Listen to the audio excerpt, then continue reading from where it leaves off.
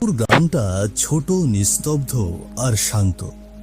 গ্রামের পাশ দিয়েই বয়ে গিয়েছে কোলাই নদী, সারা বছরই যার জল টলমল করে বয়ে চলে। সেই রাতে বৃষ্টি পড়ছিল টুপটাপ শব্দে। নদীর জল ছুঁয়ে বাতাসে ছড়িয়ে যাচ্ছিল এক অদ্ভুত ঠান্ডা ভাব। চারিদিক একদম নিস্তব্ধ, কোনো মানুষের দেখা নেই। কোলাই নদীর ওপরের ভাঙা সাঁকোটি তখন যেন হারিয়ে গিয়েছিল প্রায় অন্ধকারে। এমন সময় ঠিক সেই সাঁকোর নিচে হঠাৎ এক মুহূর্তের জন্য দেখা গেল একটা ছায়া, স্থির, একদম নিস্তব্ধ। কে সে? ভবানীপুর গ্রামে কি কোনো অশুভ আগমনের ইঙ্গিত দিচ্ছে সে?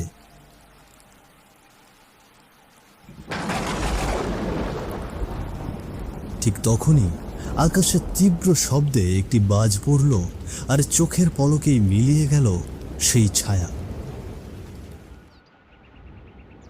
পুরো আকাশ জুড়ে তখন ঘন কালো মেঘ, বাতাসে কেমন একটা ভারী ভাব। গাছপালার পাতা পর্যন্ত নিস্তব্ধ, শুধু দূরে কোথাও দু একবার শোনা যাচ্ছিল বজ্রপাত পড়বার শব্দ। মনে হচ্ছে যে কোনো মুহূর্তেই ঝমঝমিয়ে শুরু হবে মুষলধারে বৃষ্টি। ভবানীপুর গ্রামের একটি বাড়ির উঠানে দাঁড়িয়েছিল পূজা আর গীতা। তাদের মুখে চলছিল গল্প, শোক, দুঃখ, সংসারের টানাপোড়েনের সব কথা নিয়েই প্রায়ই এভাবে আড্ডা বসে তাদের। আজও তার ব্যতিক্রম নয়। ও দিদি, এভাবে চলতে থাকলে তো না খেয়েই মরতে হবে। কাল তোমার দাদা হাট থেকে ফিরে যে কটা টাকা এনেছে তা দিয়ে তো একদিনও ঠিক মতো চলছে না। দিদি, হাটের সব দোকানদারেরই একই দশা। তোমার দাদা কাল মাঠ থেকে তাজা সবজি তুলে হাটে নিয়ে গিয়েছিল, বিক্রিও খারাপ হয়নি। তবু কি লাভ বলো? মোড়ল মশাই নাকি নতুন করে শুরু করেছে, রোজ 200 টাকা করে চাঁদা ধরেছে প্রতিটা দোকানদারের ওপর। কি বলছো দিদি?